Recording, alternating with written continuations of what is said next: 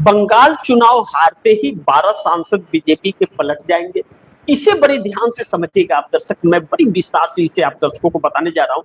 कि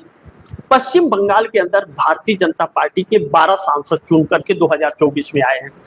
2019 में 18 सांसद चुन करके आए हुए थे और 2024 में 12 सांसद, यानी कि 6 सांसदों की संख्या कम हो गई। तो जब कम हो गई तो फिर क्या नाम है कि बहुत महत्वपूर्ण रहा कि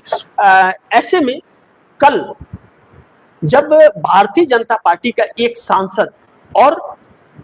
3 प्रत्याशी विधायक का चुनाव जो लड़ रहे हैं, वह जब टीएमसी कार्यालय में गए तो वह टीएमसी में शामिल होने के लिए, तो ऐसे में क्या नाम है कि यह लगता है कि भारतीय जनता पार्टी मोदी के ऊपर किस तरह से लोगों का भरोसा भारतीय जनता पार्टी के ही लोगों का हट रहा है। तो ऐसे में एक बड़ी महत्वपूर्ण बिंदु यह रहा कि 7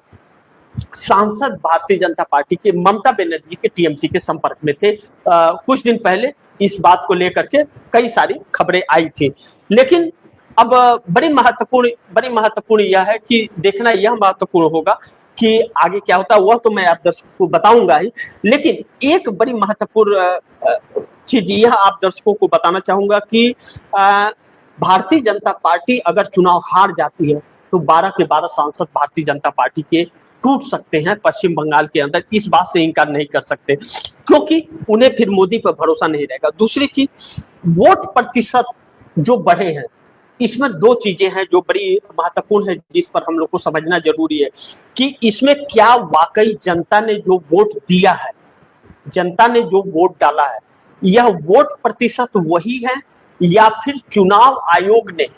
वोट प्रतिशत की संख्या पहले से ही बढ़ा दी है, भारतीय जनता पार्टी के लिए खेल कर दिया है। इसे समझना बहुत जरूरी है क्योंकि जो वोट प्रतिशत 95% आ रहे हैं, वह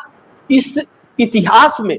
आज तक ऐसा नहीं हुआ था कि ऐसा होगा, कभी भी ऐसा नहीं हुआ था। इतना किसी भी स्टेट का नहीं आया था जितना वोट परसेंट आया है। इससे 10.5% तकरीबन वोट प्रतिशत टीएमसी और भाजपा के अंदर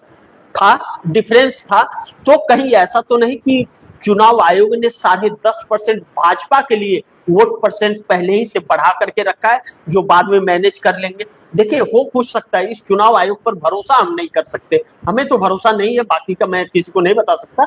लेकिन पर्सनल अगर मैं कहूं तो मुझे भरोसा इस चुनाव आयोग पर नहीं है। और यह ऐसा कर सकता है, जो व्यक्ति 90 लाख लोगों के नाम काट सकता है, वोट डालने से वंचित कर सकता है, वह कुछ भी कर सकता है और किसी हद तक भी जा सकता है, इस बात से इनकार नहीं कर सकते। तो यह चीजें एक बड़ी महत्वपूर्ण है, इस पर हम लोग को बहुत